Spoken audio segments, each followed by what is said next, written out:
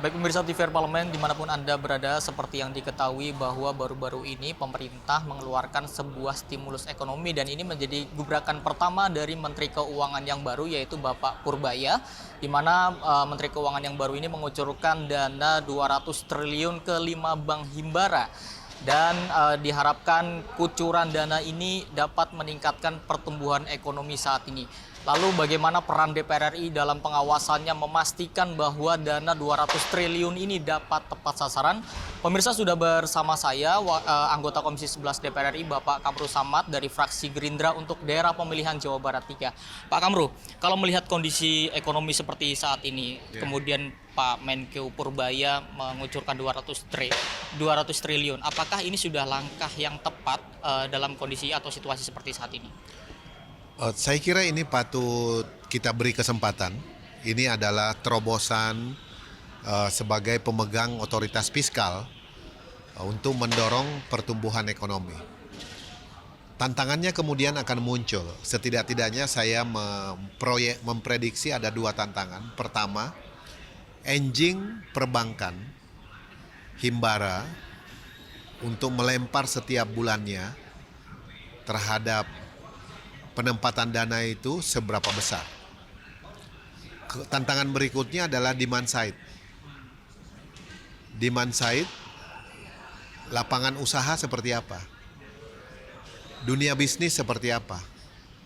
Apakah ready to go?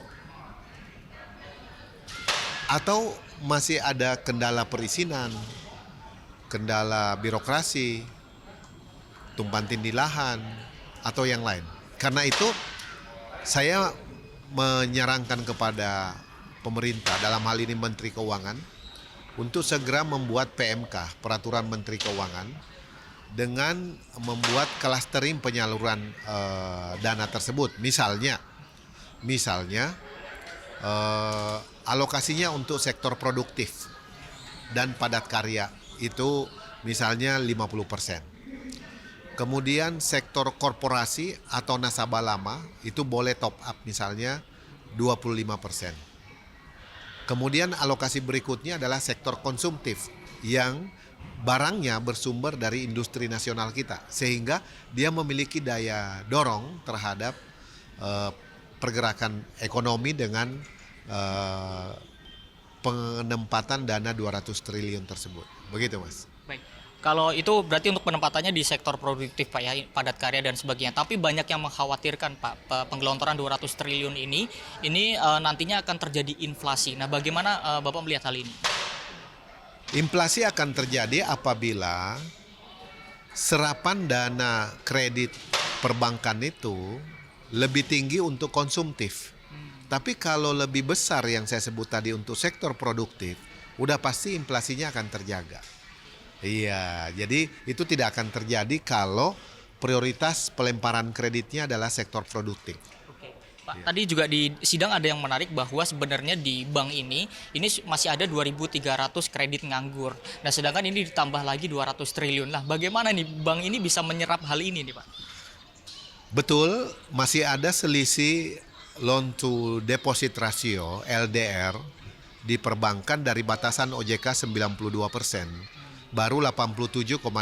Jadi lebih kurang 5-6% itu ada selisih yang kalau dirupiahkan lebih kurang 399 triliun sekian. Jadi lebih kurang 400 triliun lah. Ditambah 200 berarti ada 600 triliun yang bisa didorong untuk memompa dunia usaha, memompa ekonomi. Nah, persoalannya demand side kita terbuka apa enggak? Kalau terbuka sektor mana aja? Misalnya ketahanan pangan, ketahanan energi, infrastruktur dasar. Kemudian sektor size-nya misalnya UMKM. UMKM-nya kita dorong karena UMKM kan akan jauh lebih memiliki potensi menggerakkan ekonomi. Karena size jangkauannya lebih merata, lebih tersebar di di hampir semua sektor kehidupan kita. Begitu. Pak Kamru, terakhir, suksesnya dari gelontoran 200 triliun ini tentu ada peran dari pengawasan dari OJK, BI maupun juga DPR RI, Pak. Bagaimana mekanisme pengawasan yang baik atau yang akan dilakukan oleh DPR RI supaya 200 triliun ini bisa terserap betul-betul uangnya untuk ke masyarakat? Jadi yang mengawasi jalannya perbankan adalah Otoritas Jasa Keuangan. Komisi 11 DPR mengawasi kinerja OJK. Nah, jadi kita mendorong OJK untuk membuat tim task force untuk bisa memantau implementasi daripada dana 200 triliun ini. Termasuk di dalamnya asistensi terhadap risk management supaya tidak menimbulkan morat hazard nantinya. Jadi kita optimis itu bisa segera dilaksanakan sehingga kualitas pelemparan kredit atau kredit yang digelontorkan oleh perbankan itu bisa terjaga. Nah, kualitas kredit itu tergantung komite kreditnya menilai kemampuan usahanya, likuiditasnya, prospek marketnya, produksinya, bahan bakunya, dan seterusnya. Dan pemirsa TVR Parlemen, itulah wawancara saya dengan salah satu anggota Komisi 11 DPR RI, Bapak Kamru Samad, di mana tadi Bapak Kamru Samad menyatakan bahwa anggaran atau uang 200 triliun yang disalurkan ke Bank Himbara ini diharapkan bisa disalurkan ke sektor-sektor real, dan tentunya ini dapat meningkatkan pertumbuhan ekonomi ke depannya. Dan tadi Bapak Kamru Samad juga menekankan optimisme bahwa 200 triliun ini bisa meningkatkan pertumbuhan ekonomi ke depannya. Pemirsa, sekian laporan saya, Salvat Rizky melaporkan untuk TVR Parlemen.